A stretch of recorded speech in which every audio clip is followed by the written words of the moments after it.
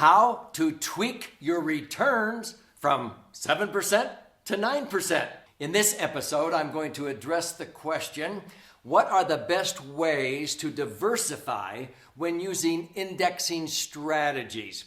I'm referring to indexed universal life in particular. You're going to be blown away with how you can tweak your returns from maybe 7% up to 9 or 10%. I've been doing this for years by diversifying into superior vehicles.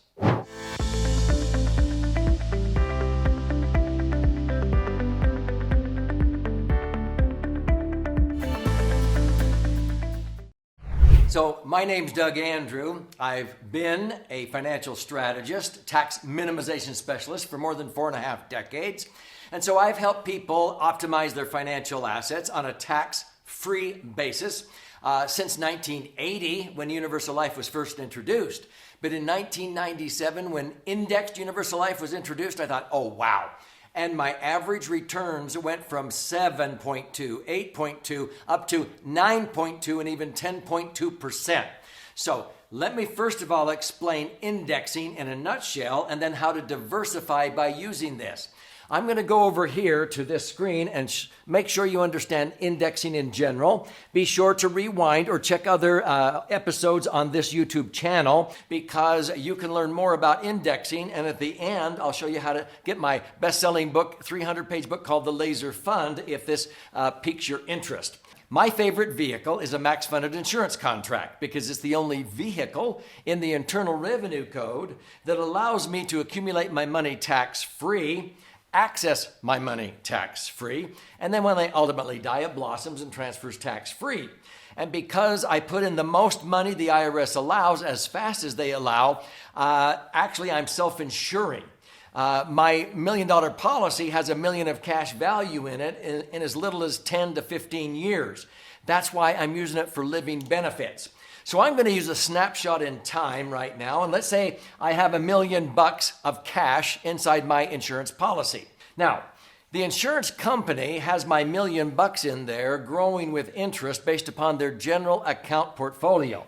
That's what this means, GAP, general account portfolio. And insurance companies will put some of your money out into AAA and AA bonds. Sometimes they put their assets, and by the way, this is billions and even trillions of dollars of assets. One company where I have some of my money manages $3.5 trillion. That's as much as the IRS collects in taxes in an entire year. And so they diversify it, and they have earned in the last 30 years between 5 and 17% on their general account portfolio. This is like mortgages on skyscrapers and shopping malls and AA and AAA bonds and all kinds of investments, but they're very, very careful.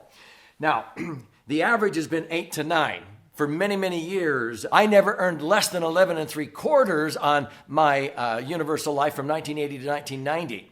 But it got increased when interest rates started coming down. They came out with indexing so you could still experience these kinds of rates of return, even though the general account portfolio maybe was only earning 6. So the question is, how can an insurance company that's only earning 6% on their mortgages and on their bonds in a low interest environment, if they're only earning 6 and they need one of those percentage points for them, for their profit, for their overhead, and they're netting 5, how can they afford to pay me 8 or 9 when they're only earning a net of 5?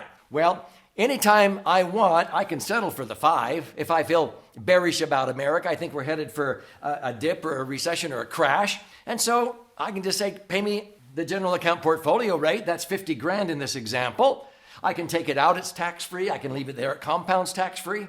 But anytime I feel bullish about America, I can link the return they're going to pay me to an index or indices that they offer. Now, many of the companies where I put my money offer 10 or even 15 different indices to choose from. The most common is the S&P, so let's use this. If I choose to link to an index, then what I'm telling the insurance company is, don't you dare put my $1 million out in the market at risk. Really? Okay. Yeah, that would be an index mutual fund. No, the $1 million has to stay safe in your insurance company earning 5. I'm willing to give up the 5, the for sure 5%, that's $50,000. You can do whatever you want with that $50,000 to have the wherewithal to pay me whatever the index change is for that year. The index is simply a measuring tape. How much did the economy grow? So for example, 2011, 2012, I linked because it was an election year. And so it was an incumbent, Obama, running for a second term. I knew my chances were better than not the economy would go unless there was some unexpected terrorist attack or something. So I wanted to protect myself so that if the market crashed, I would not lose one dime of my principal. I'm just giving up the for sure 50,000 when I link. If the S&P was 1,000 and a year later it was 1,100, that's a 10% increase. They must pay me 10%. That's 100 grand. It's tax-free. How can they afford to do that? What do they do with my 50,000? They bought upside options in the S&P. This is a no-brainer. They're the number one purchaser of options in the world. So they buy options. So if the S&P goes up 10, the 50,000 of options doubles to 100. Sometimes if it goes up to 15%, 50,000 triples to 150,000. But they only have the interest on my million to work with. They don't have the million. So they have to cap it.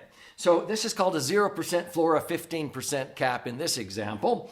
During that decade, I actually capped out at 16 to 17%, so I'm being very conservative here. So that means in that decade, there were actually 5 loss years and 5 gain years. 5 of those years, I earned zip, but I didn't lose. I still kept my money. The other 5 years, they paid me up to a cap. Only 2 of the years did it hit the cap, but I averaged 7.23% during that decade. The million I started with in the year 2000 doubled to 2 million by the end of 2010. Whereas most Americans who had their money actually in the S&P, they were barely back to break even. It was the lost decade. They barely had their million back. They lost 40% twice, and it barely made the money back that they had lost. I doubled my money, okay? Now, there's other choices. You can choose to have a 2% floor so that if the market crashes, they kept 20,000 of that 50,000 on hand for you. The other 30,000 bought options, but they lower the cap to 13. So I've averaged actually 8% over the last 30 years with that one. Or you can take the floor back down to 0 and keep the cap at 13, but the insurance company will pay you 140% of whatever the S&P does. Because they're able to use the full 50,000 for options, but they don't have to pay you any higher than 13. But if the S&P only goes up 5, I get 7 because they pay me 140% of whatever the S&P does. And people say, which one did you choose? All of them. See, I diversify in superior strategies. I could have 30% of my million linked to this one, 30% to this one, 30% to this one, and the last 10%, just leave it there earning 5. And I tweak my return to 9.6% by diversifying. Well, you can even do more than that. Are you ready? See, with these choices, these are different indices. And at the time, this is back 2000 to 2010, here were some of the caps and so forth, and here was the average 30-year rate of return. Pretty predictable right there, right? That's if you put all of your money in that one. But when you begin to diversify, you get an average, and it's safer.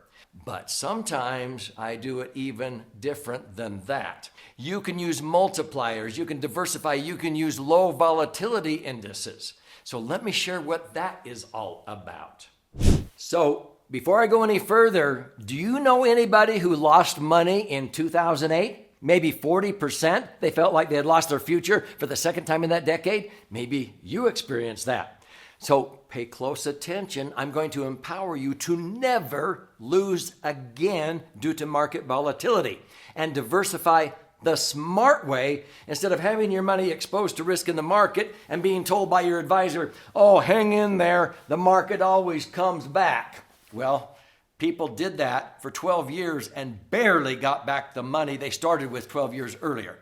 Many people using indexing, and what I'm going to show you next, tripled their money during that time period, tax-free. So let me show you this. And then at the end of this episode, I'm going to empower you with a free gift, a book where you can learn more about this.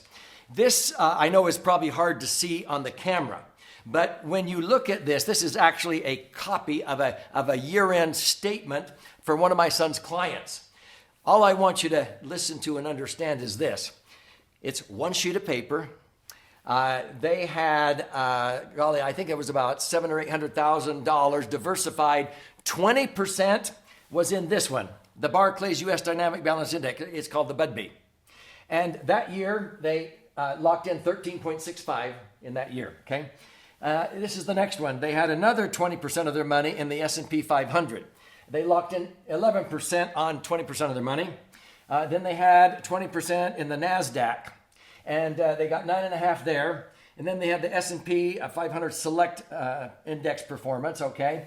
15% there, and they wanted us to play it safe. They left the last 20% of their money in the insurance company in the fixed portfolio, which that year was 4.4%. Now, that's diversification. You add up all those, and they averaged over 10.5% rate of return that year tax-free by diversifying between 5 of them, so you can diversify. What I want you to understand, and what you'll learn in my book, is this.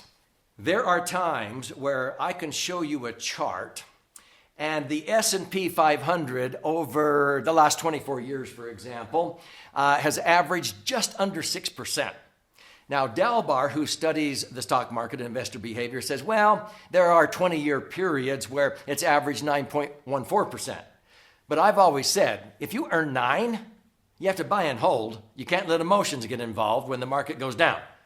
If you earn 9, you're only going to net 6 after paying tax on that money. That's not very impressive. But the actual rate of return the last 24 years on the S&P 500 has been just under 6. If you're earning 6% and your money is in the market and the S&P is a good indicator, you're only going to net 4 after tax, because a third of it's going to go out the window in taxes. That's why I tell people, get your money out of the market before you retire and put it into an instrument that's going to be tax-free with indexing and not lose. So how do you diversify? Well, there's such an index called a low volatility index. And there's several. I'm going to explain it simply to you right now. So what is a low volatility index? If I showed you a chart of the S&P 500, it's like a person with a yo-yo, hopefully walking up some stairs, an average of just under 6%. But a lot of people have a lot of heartburn when the market drops 30 and 40%.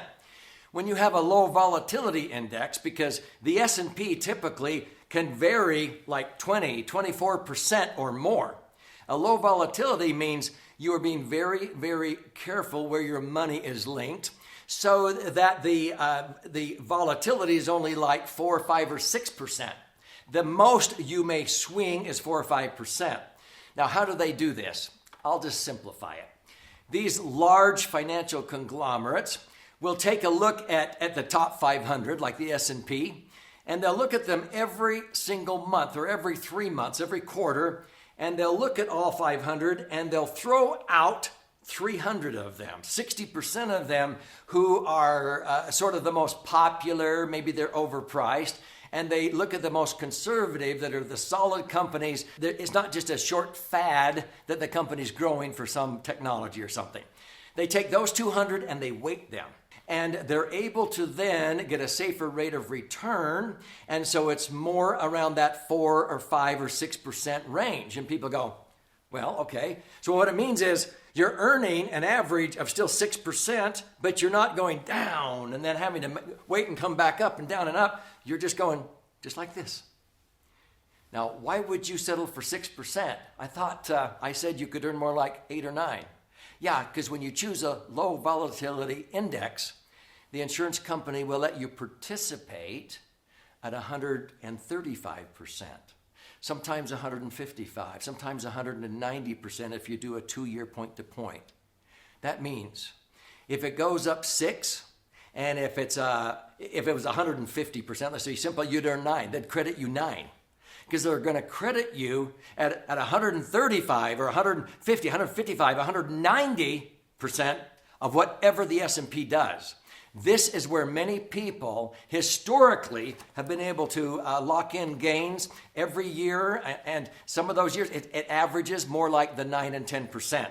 In fact, if you chose a 0% floor in the years 2001, 2002, 2003, 2007, 2008, 0 could be your hero.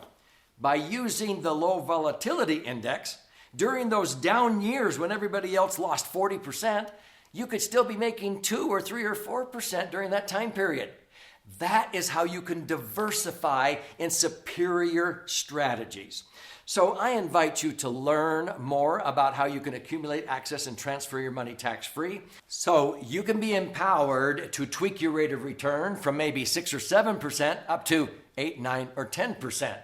And you can begin to reposition non-performing or underperforming assets to increase liquidity and safety and earn greater rates of return. So here's my advice. This is an image of my most recent best-selling book called The Laser Fund. And it's actually a 300-page book that is 2 books in one. This one is all kinds of charts and graphs and explanations. You flip the book over, this one contains 62 actual client stories of how the Laser Fund is like a Swiss Army knife, financial Swiss Army knife, a dream solution for so many financial goals. It will explain indexing in detail. You go to laserfund.com, laserfund.com.